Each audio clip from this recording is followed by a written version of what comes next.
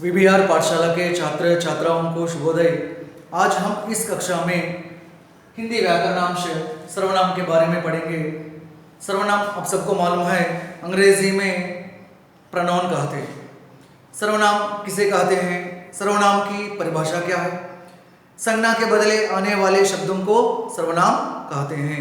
సంజ్ఞకు బదులుగా వాడబడేటువంటి పదాలను మనం सर्वनाम అని పిలుస్తాము। संज्ञा की आवृत्ति को रोकने के लिए जिन शब्दों का प्रयोग हम करते हैं उन शब्दों को सर्वनाम कहते हैं। उदाहरण को, राम अच्छा लड़का है, वह हर दिन पाठशाला जाता है।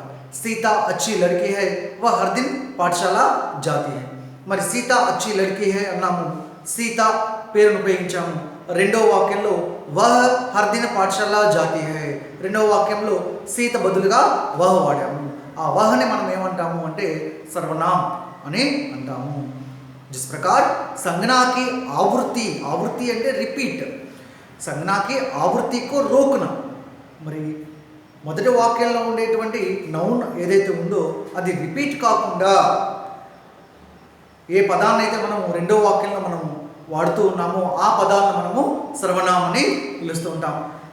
इस कक्षा में हम सर्वनाम के प्रकार के बारे में पढ़ेंगे। सर्वनाम 6 प्रकार के हैं। वे क्या है? पुरुषवाचक सर्वनाम, निश्चयवाचक सर्वनाम, अनिश्चयवाचक सर्वनाम, संबंधवाचक सर्वनाम, प्रश्नवाचक सर्वनाम, निजवाचक सर्वनाम।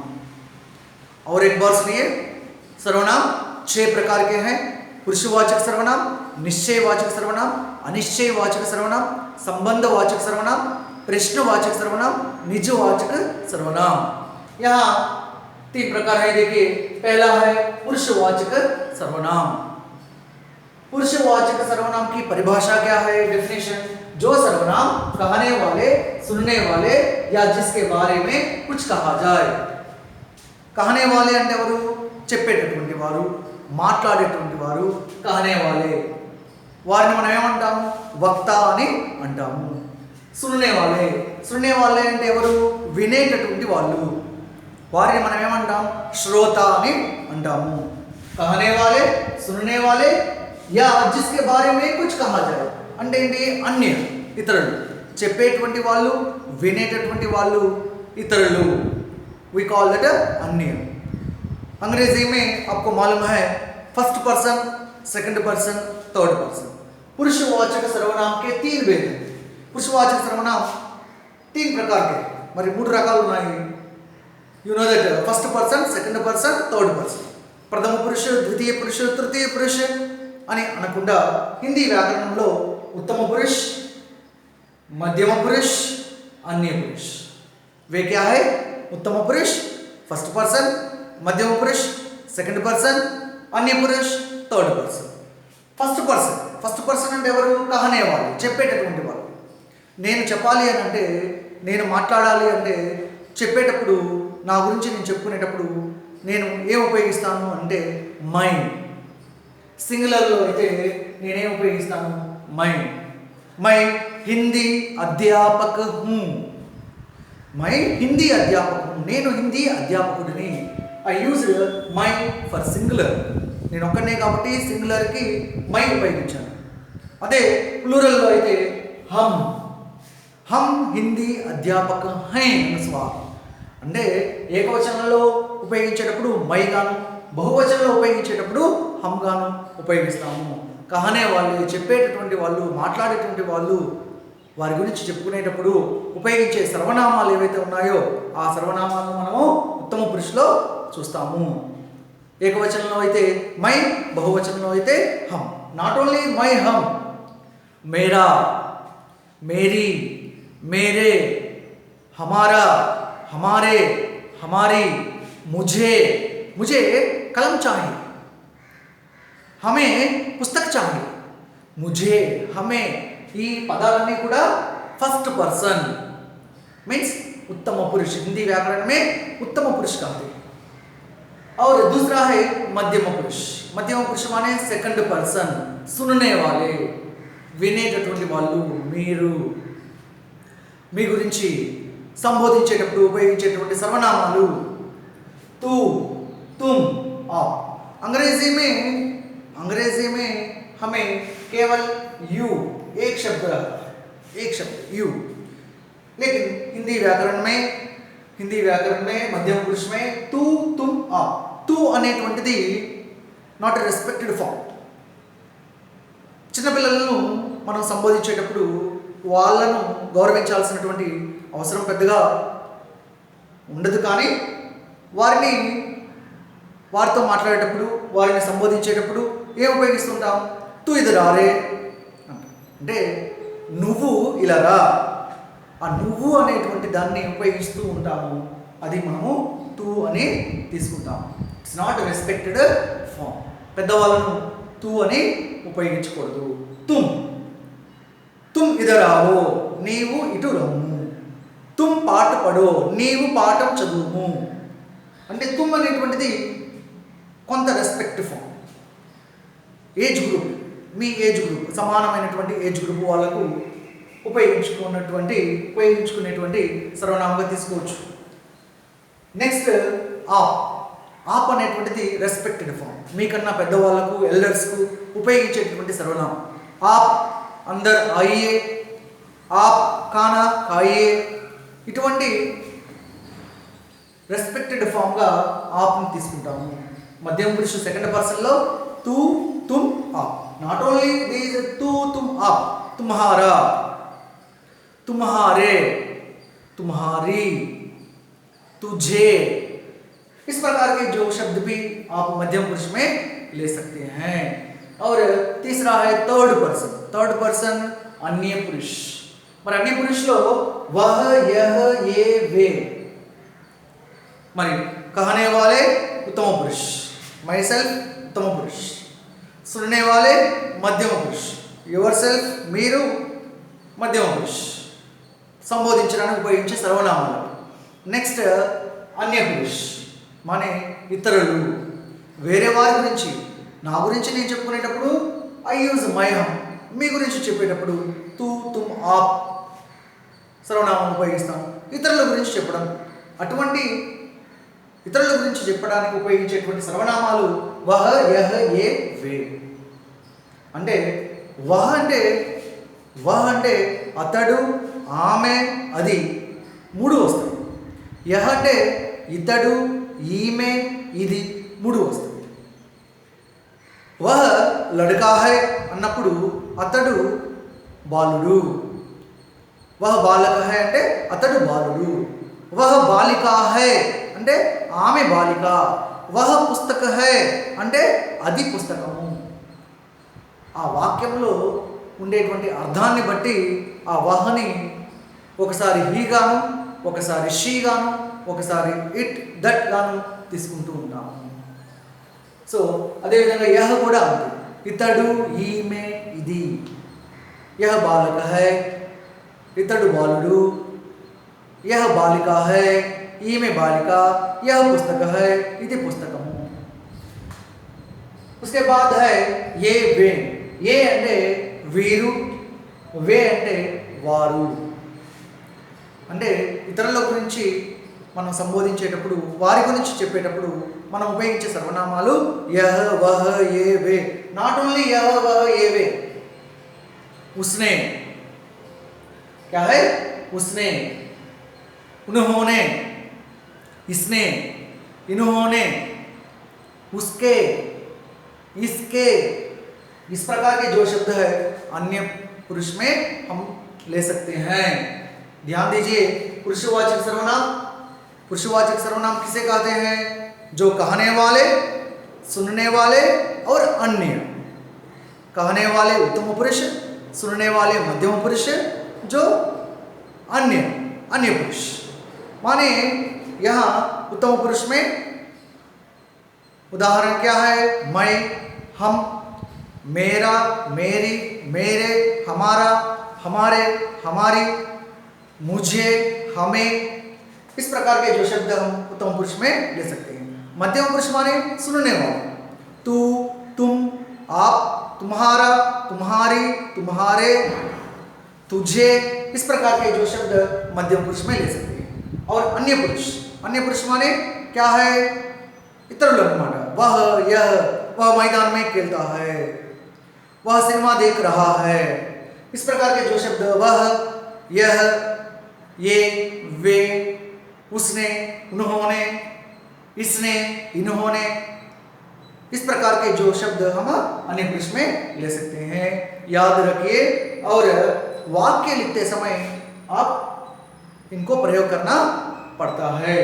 और दूसरा है निश्चयवाचक सर्वनाम, डेफिनेट प्रोनाउन, डेमोन्स्ट्रेटिव प्रोनाउन कहते हैं या डेफिनेट प्रोनाउन कहते हैं। निश्चयवाचक सर्वनाम, निश्चयवाचक सर्वनाम माने जो सर्वनाम पास या दूर की किसी निश्चित वस्तु या व्यक्ति के लिए संकेत करता है, जैसे यह वृक्ष है, वह पुस्तक है। निश्चयवाचक सर्वनाम। दूसरा क्या है? निश्चयवाचक सर्वनाम, जो सर्वनाम पास या दूर की किसी निश्चित वस्तु या व्यक्ति के लिए संकेत करता है। మరి నిశ్చిత అంటే ఏంటి?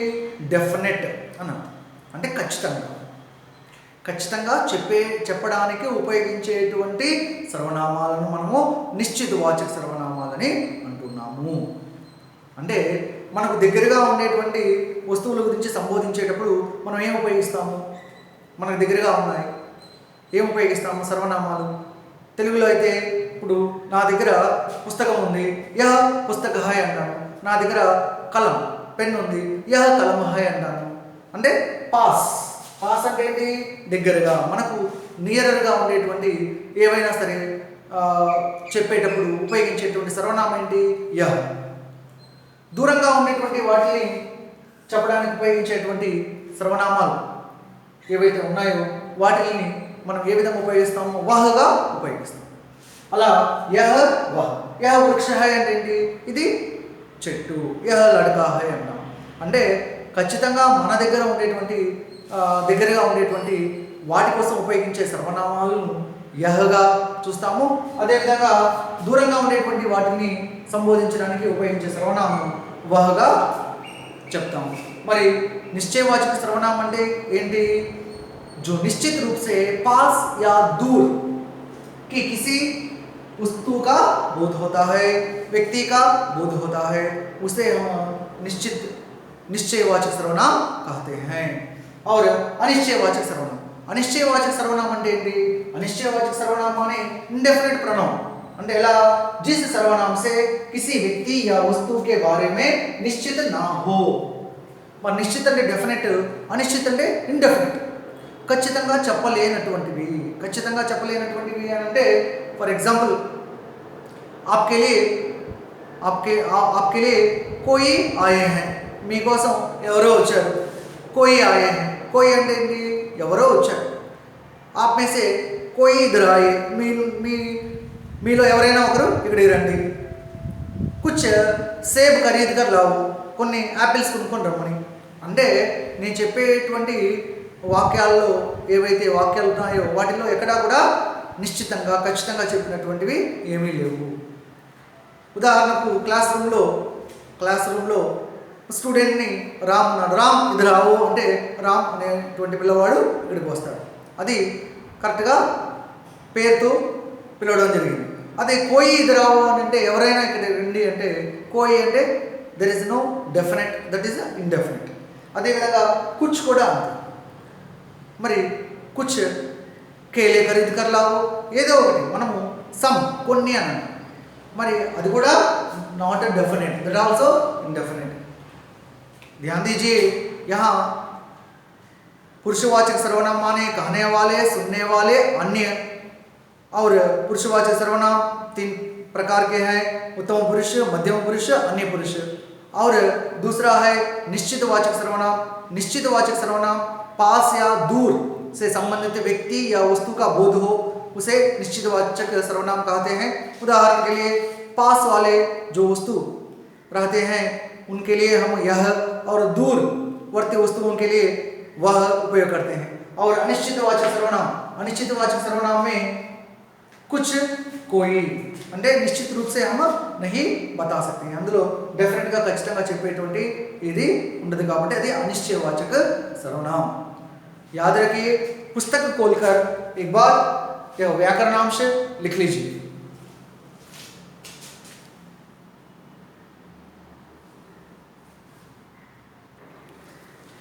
छात्र छात्राएं 14 है संबंधवाचक सर्वनाम। संबंधवाचक सर्वनाम माने रिलेटिव प्रोनाउन। रिलेटिव प्रोनाउन जिस सर्वनामों से एक बात का दूसरी बात से संबंध ज्ञात हो, అంటే ఏ సర్వనామం ద్వారానైతే ఒక విషయానికి మరొక విషయానికి సంబంధాన్ని తెలియజేసేటటువంటి సర్వనామాలను మనము సంబంధవాచక సర్వనామం అని అంటాం. Easily you can identify that जो श्रम करेगा सो फल पाएगा. ఎవరైతే కష్టపడతారో వాళ్ళే ఫలితాన్ని పొందుతారు. అంటే one sentence depends on another sentence. You have in English clauses. If you reads well, then you get good marks. If you run fast, then you can catch bus. ఈ విధంగా క్లాజెస్ లో లాగా ఇక్కడ జైసా పడేగా వైసా లిఖేగా, జో సో జైసా వైసా జబ్ thumb ఇటువంటి సంబంధాన్ని ఒక వాక్యానికి మరొక వాక్యానికి సంబంధాన్ని తెలియజేసేటువంటి సర్వనామాలను మనం ఏమంటామంటే సంబంధవాచక సర్వనామం అని అంటాము. నెక్స్ట్ पांचवा है प्रश्नवाचक सर्वनाम. जिससे प्रश्न का बोध होता है उसे प्रश्नवाचक सर्वनाम कहते हैं. Do you know question tags in Hindi?